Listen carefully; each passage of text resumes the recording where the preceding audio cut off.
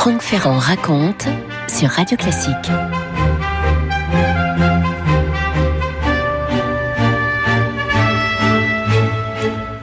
On ne se souvient pas toujours de cette femme si singulière, en son temps mondialement connue comme la plus grande peintre animalière, auteure d'au moins 2 toiles célèbres ultra-réalistes, Labourage nivernais bien sûr et Le marché aux chevaux. Qui se souvient vraiment de cette femme qui aura été la première à recevoir des mains de l'impératrice Eugénie la Légion d'honneur, puis à être élevée au rang d'officier dans cet ordre par le président Carnot. Les visiteurs qui découvrent à Thomery, près de Fontainebleau, dans le château de By, l'atelier de cette grande artiste qui a été entretenue et maintenue depuis sa mort en 1899, ont forcément envie d'en savoir davantage à son sujet. Alors retrouvons-la justement au tout début de l'été 1864. À cette époque de l'année, dans ce moment du siècle, la cour impériale séjourne à Fontainebleau et l'impératrice Eugénie, forcément entourée de ses dames, se met en tête d'aller rendre visite à la grande artiste de la région, à cette peintre animalière justement. Il faut vous dire que dans le parc du domaine, avec ses chênes et ses grands êtres, batifolent toutes sortes d'animaux. Il y a des moutons, des cerfs, des vaches, il y a même des gazelles et des tortues et beaucoup de chevaux, bien sûr. Il y a aussi quelques chiens, des sangliers, dit-on, un yak et des oiseaux au plumage coloré qui viendront sans cesse s'ajouter avec le temps. L'impératrice se présente donc au milieu de l'après-midi dans le fracas de son train d'équipage, la poussière que soulève l'arrivée des voitures. Il faut imaginer les cochers, les postillons, les gendarmes, quelques officiers de la cour bien entendu et les inévitables dames d'honneur.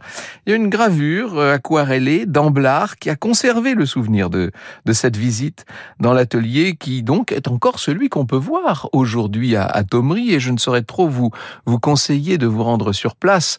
Non seulement la maison est belle, non seulement l'atelier est encore extrêmement présent, mais il y a des jardins qui sont en ce moment restaurés et qui sont en train de devenir un véritable pôle d'attraction pour tous les amoureux de la nature et des jardins. Bref, la toile qui est sur le chevalet, qui a été représentée par le graveur, ce sont les cerfs sur les longs rochers, une œuvre aujourd'hui exposée à New York. Alors, l'impératrice est en robe de promenade, velours bleu sombre, avec un petit chapeau à plumes de la même couleur. Elle se montre agréable. Eugénie, elle se montre prévenante, elle veut tout voir, et puis déjà, elle s'éclipse dans le tourbillon de sa suite, et elle laisse l'artiste un peu éberlué, assez fier sans doute d'une aussi impériale visite. 1 an plus tard, le 10 juin 1865, l'impératrice est de retour au château de By en tant que régente en titre, puisque à ce moment-là, l'empereur lui a confié la régence le temps de son grand voyage en Algérie, vous savez. Bref, Eugénie sort d'un écrin une belle croix de la Légion d'honneur et va donc l'épingler à la blouse de Rosa.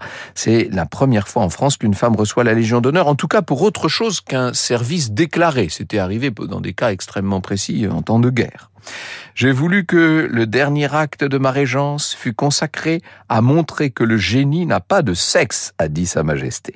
Rosa, malgré la grande force d'un caractère qu'on sait bien tromper, Rosa est émue, évidemment. La voilà donc couronnée, ou plutôt c'est son œuvre qu'on a couronnée. Voilà en tout cas tenu la promesse de sa vie. Franck Ferrand sur Radio Classique. Elle s'appelle en vérité Rosalie Marie, cette Rosa qui était née le 16 mars 1822 à Bordeaux. Elle est le fruit des amours d'un jeune professeur de dessin, Raymond Bonheur, avec un I, et de son élève, la délicate Sophie. Ensemble, ils vont avoir 4 enfants, et à la maison, l'atmosphère est assez douce, tournée vers les arts. Maman joue du clavecin, papa peint et peint sans cesse. Lors des vacances, la famille s'installe au château de Grimont, pas bien loin de Bordeaux, et c'est là qu'a grandi la mère de Rosa, qui était une orpheline, comme on disait à l'époque, protégée par un aristocrate qui, sur le tard, sur son lit de mort, lui révélera avoir été son père. Rosa est haute comme 3 pommes lorsqu'on la voit déjà batifoler dans le jardin, entre les vignes, sur les bords de la Garonne. Elle court derrière les poules, elle se enhardit même à caresser les vaches. On dit qu'elle est un véritable garçon manqué. Or, dans ses doigts potelés, déjà, on la voit serrer quelques crayons. C'est elle-même, plus tard, qui rappellera tout cela. Je n'avais pas 4 ans que je me sentais déjà une véritable passion pour le dessin et je barbouillais les murs blancs aussi haut que je pouvais atteindre de mes informes ébauches, dit-elle. Ce qui m'amusait beaucoup aussi, c'était de découper des sujets en papier. Toujours les mêmes au reste. Je me faisais d'abord de longs rubans, puis avec mes ciseaux, je découpais en premier lieu le berger, ensuite un chien, ensuite la vache, ensuite le mouton, ensuite l'arbre, invariablement dans ce même ordre. Bientôt, Raymond décide de tenter sa chance à Paris et c'est un autre paysage, là, d'un seul coup, c'est un autre décor. C'est le gris de la ville, d'assez mauvais augure, les leçons de piano et de dessin qui rapportent peu. Les bonheurs s'installent dans un appartement dont il faut bien dire qu'il n'est pas très attrayant. La situation s'aggrave encore quand Raymond décide de vivre loin des siens dans une communauté de Saint-Simoniens, un groupe utopiste qui prône des valeurs humanistes, notamment l'émancipation des femmes. Et sa femme à lui, pourtant, Sophie, connaît à ce moment-là une véritable misère, et d'autant plus qu'à la mort de son père, une sombre histoire de bureau forcé, de testament disparu va la priver d'un bel héritage. Elle s'occupe des enfants, elle donne des cours de musique, accepte des travaux de couture. Rosa, que voulez-vous qu'elle fasse? Elle est impuissante à aider cette mère qui s'épuise. Cette femme si gaie n'est bientôt plus qu'une ombre exténuée, une ombre malade et bientôt condamnée à tout juste 36 ans. Dans cette biographie romancée qu'elle fait donc paraître chez Albin Michel sous la phrase titre « J'ai l'énergie d'une lionne dans un corps d'oiseau », Patricia Bouchenaud-Deschamps raconte comment, faute de moyens, on a finalement dû abandonner Sophie à la fosse commune. Le cercueil, dit-elle, écrit-elle, disparaît dans un simple trou creusé à même la terre dans le carré des indigents. L'aube ne s'est pas encore levée. C'est l'heure des pauvres que l'on enterre à la faveur de la nuit, par bienséance, pour ne pas gêner dans leur mort, comme s'ils avaient beaucoup gêné pendant leur courte vie. La lune, lui, elle ricane encore, c'est sa manie. Sur le terreau de ce qui est évidemment un immense chagrin, la petite Rosalie note, elle se fait un serment, elle vengera sa mère et plus encore, elle relèvera la femme. Voilà le serment qu'elle s'est fait. Elle relèvera la femme, quitte à l'affranchir d'un certain nombre d'attributs traditionnels de la féminité. Nous y viendrons.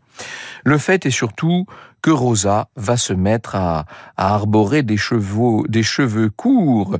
On va la voir, mais plus tard, évidemment, on va la voir vivre un peu à la manière dont vivait George Sand. Vous savez, un jour, on la verra fumer des cigares Havane, porter des vêtements d'homme et des pantalons, ce qui l'obligera à demander à la préfecture de police une licence officielle, ce qu'on appelle la permission de travestissement. Bref, c'est un personnage assez extraordinaire qui va sortir de toutes ces épreuves de la jeunesse. Pour justifier de porter de tels vêtements, elle pourra arguer à l'époque de la nécessité d'aller chercher ses modèles, souvent des vaches, des bœufs et des chevaux, là où ils se trouvent, c'est-à-dire dans les champs. Vous écoutez Radio Classique. Alors, Raymond Bonheur est rappelé à la réalité, si je puis dire. Son aventure avec les Saint-Simoniens là, a tourné court. Il va se retrouver dans une situation difficile avec 4 bambins à charge. Et il faut improviser, nous dit Anne-Louise Sautreuil. Il confie la dernière à une proche. Il met les 2 garçons en pension. Mais que faire de l'aîné? Que faire de Rosa? Rosa lui donne un peu de fil à retordre. Elle est rebelle, elle déteste l'école. Il la place chez une couturière. Seulement, elle envoie vite promener les rubans et les dentelles. Ensuite, elle va d'ailleurs se faire renvoyer d'un pensionnat. La voilà donc libre dans l'appartement familial. Et quand son père part donner des leçons de dessin, eh bien, elle se glisse dans l'atelier paternel. Et un jour, elle dispose quelques cerises face à elle et elle se met à les peindre. Et en rentrant, son père découvre la petite toile incroyablement prometteuse. Il est très ému, ça fait un peu penser à la découverte par le père de Picasso du talent de Pablo aussi, vous savez, elle est douée cette petite fille, mais évidemment ça suffit pas d'avoir du talent. Ce n'est pas mal, lui dit son père, travaille sérieusement et tu pourras devenir une artiste. Et il va l'encourager en vérité, il va lui donner des cours, il va veiller sur ses travaux et on la voit bientôt courir les galeries du Louvre. Chaque matin, vêtue d'une veste à brandebourg, elle s'installe devant les toiles toile des plus grands maîtres et s'imprègne des compositions, des contours, des perspectives, des effets d'ombre et de lumière. Elle a ce crayon à la main avec lequel elle parvient à reproduire étonnamment tout ce qu'elle voit. Et les étudiants en art, qui sont des garçons pour la plupart, bien sûr, la taquinent. Ils l'appellent le petit hussard, cette gamine à Brandebourg. Il n'empêche, son talent apparaît au grand jour. Et d'ailleurs, assez vite, elle va vendre des copies qui lui permettent d'aider son père pour les achats du quotidien de cette famille, pas comme les autres. Et quand elle n'est pas au Louvre, elle retrouve les plaisirs de ses jeunes années. Elle parcourt les fermes, les étables, les basses-cours de Paris et des environs. Elle sculpte des animaux en plâtre. Elle dessine toujours aussi patiemment et convainc même son père de cohabiter avec une chèvre, des oiseaux, un écureuil. Elle est passionnée par les animaux, vous l'aurez compris. On raconte même que quelques cailles se promènent maintenant dans l'appartement. Au fil des jours, sa destinée s'éclaire. Elle veut devenir une peintre reconnue, une sorte d'Élisabeth Vigée-Lebrun des temps modernes, avec une vocation qui, de son côté, ne la porte pas, donc vous l'aurez compris, vers le portrait, mais bien vers la peinture animalière.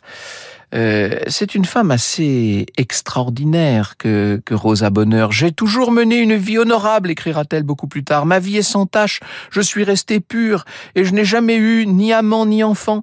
Si je ne suis point mariée, ce n'est pas que les offres m'aient manqué, mais je n'ai jamais voulu aliéner ma liberté afin de mieux m'acquitter de la mission sainte que je m'étais fixée. J'ai toujours voulu relever la femme. » Vous voyez ce terme toujours, hein. Relever la femme, c'est la clé en quelque sorte de cette existence. J'ai toujours voulu montrer que la femme n'était pas ou pas seulement ce que des siècles de tradition occidentale avaient fini par en faire, dit-elle. Rosa va occuper une place étonnante parmi celles qu'on peut appeler les éveilleuses. Elle repousse les horizons des femmes. Quant à la part intime et personnelle, quant aux élans du cœur de cette femme qui se dit sans tache, il ne fait pas de doute que Rosa, sans jamais se départir de la vie honorable qu'elle revendique, a aimé plusieurs femmes, en tout cas deux incontestablement. La première, c'est Nathalie Mikas, qui fut son alliée, sa compagne, son âme sœur pendant plus de 50 ans. Rosalie avait 14 ans quand elle avait rencontré Nathalie, qui était une petite fille qui posait pour son père à l'époque, hein. Et on peut parler d'une affinité immédiate, vous savez, lorsque vous reconnaissez l'âme sœur, celle qui va vous permettre de vous compléter, de vous sentir accompli. Il y a eu là une sorte de coup de foudre au moins amical. Je cite de nouveau Patricia Bouchenot.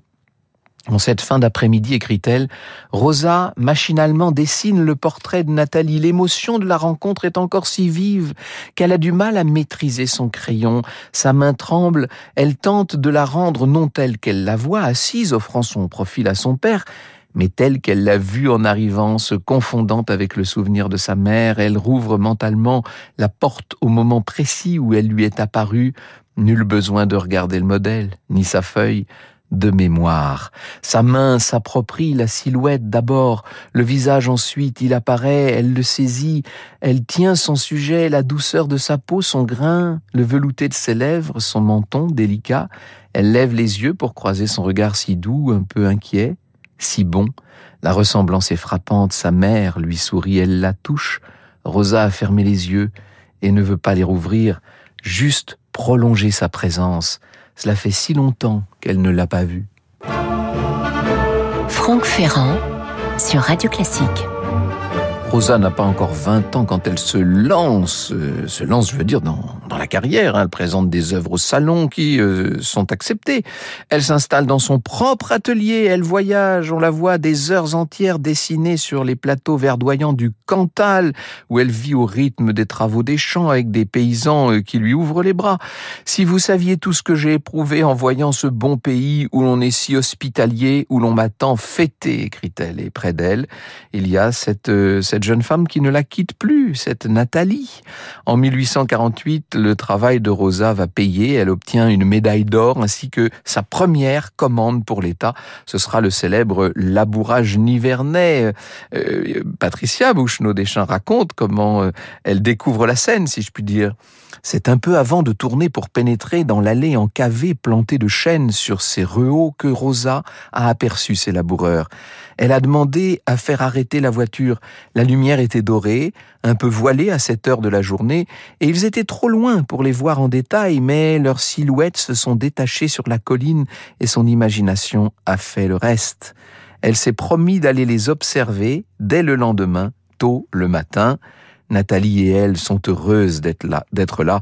Elles avaient besoin de partir, de quitter Paris, les insurrections, les répressions terribles qui ont suivi la République à peine proclamée, déjà discréditée, toute cette violence des derniers mois. Et oui, je vous l'ai dit, on est en 1848.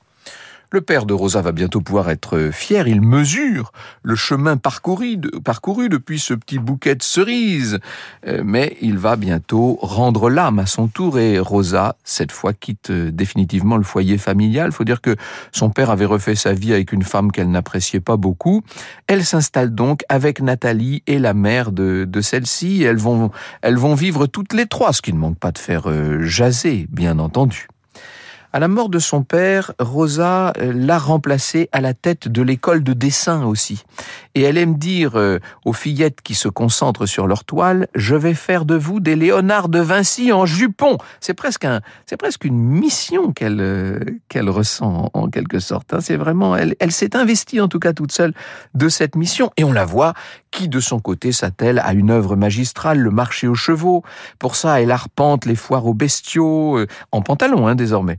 Elle a obtenu donc cette permission de travestissement dont je vous parlais. Les vêtements féminins étaient une gêne de tous les instants, provoquant insultes et railleries, écrira-t-elle, devenant même dangereux. Au salon de 1853, le marché aux chevaux éblouit les critiques et les visiteurs. On s'étonne qu'une femme puisse peindre avec une fougue telle. Et c'est un marchand d'art belge, c'est Ernest Gambart, qui va devenir son agent et qui lui offre pour cette toile quelques 40 000 francs. Je ne sais pas si vous imaginez. Ça, c'est vraiment le début de la gloire. Et bien sûr que Patricia Bouchenault raconte tout ça. Gambart s'amuse de son excitation, écrit-elle. Prenant à partie Chardin, alors on parle de Paul Chardin, rien à voir avec Jean Siméon, qui ne les a pas lâchés, il profite de l'occasion pour revenir sur sa proposition. Comme je m'y suis engagé, chère mademoiselle Rosa, votre marché aux chevaux va être présenté à Londres dans ma galerie dans 2 mois, puis il partira pour une tournée dans les principales villes d'Angleterre. Vous imaginez l'incroyable accomplissement pour cette jeune artiste qui bientôt va devenir riche. Ses tableaux s'arrachent en Angleterre, aux États-Unis. Il faut dire que l'art animalier dans ces pays-là est beaucoup plus prisé que dans une France où on le regarde toujours un peu de côté.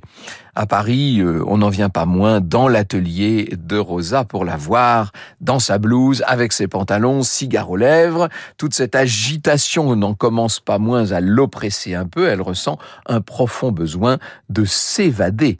En 1860, elle va s'offrir ce château de By magnifique à Thomery et mener avec Nathalie une vie vraiment rustique. Et quand éclate la guerre de 70, les soldats prussiens vont finir par fondre sur Fontainebleau.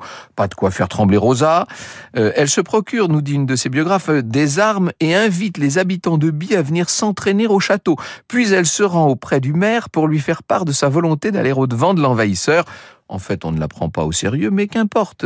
Elle n'en est pas moins de plus en plus investie dans l'aide à tous ses contemporains. Après la guerre, ce sont les fauves qui vont se mettre à peupler son œuvre. On la voit parcourir les jardins des plantes, les ménageries, les cirques pour dessiner. Et bientôt, on verra même des lions déambuler dans le parc à Thomery. Franck Ferrand sur Radio Classique. Hélas, au début de l'été 1889, un drame viendra déchirer cette vie tellement heureuse.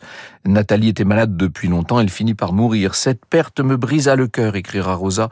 Je fus longtemps sans trouver le travail, même dans ma peinture, un soulagement à mon amère douleur.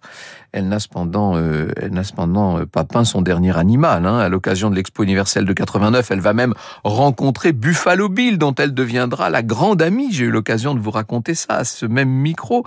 Et puis, c'est une autre américaine qui viendra réenchanter ses vieux jours, une jeune artiste talentueuse de 34 ans, sa cadette, Anna Klumke, qui va commencer par faire son portrait devant son chevalet. On la voit, Rosa, cheveux blancs courts, regard franc, toujours la Légion d'honneur sur la veste bleu nuit. On peut la saisir là dans une intimité qui redevient heureuse, toujours en pantalon bien sûr, jambes écartées.